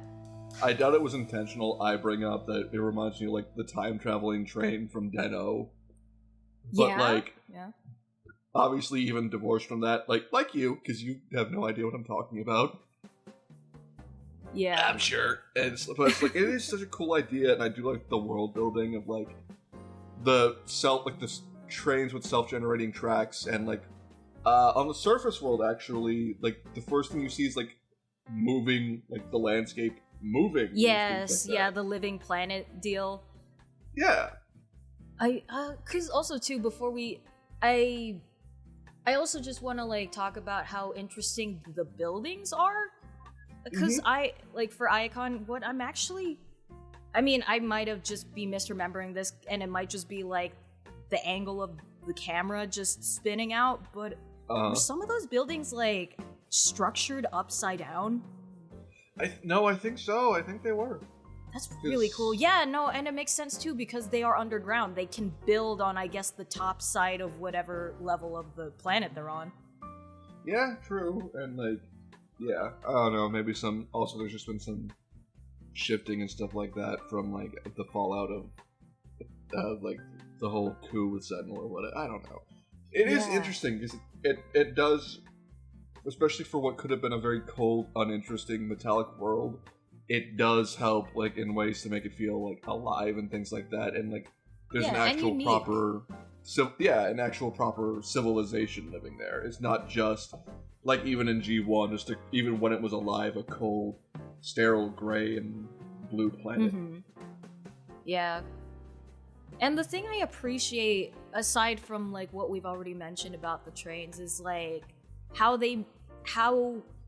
distinct it is from everyone else who can, even aside from the folks who actually can transform and they've had their cogs, because that's something that people will wonder sometimes. It's like, how did public transit work on Cybertron? Did everyone just, like, use their alt modes to jet or drive around everywhere and it's, like, only highways? But it's like, no, actually, surprisingly, like, there's not as many people driving the roads. Like, you see the flyers in the open airspace, but like, the people in bot mode, they just walk. It's a walkable city. Yeah, I know. It's also a little depressing that an alien planet has a better grasp on it than we do, but we'll not get into that. Listen, man, we don't have the cool self-generating track trains. Yeah, I know. If we had those, that would fix our society. Yeah. It would make visits a whole lot easier because you could just go over the fucking mountains or through it, presumably. Yeah. I mean, they do steer it into, like, Sentinel's tower without too much damage, I think.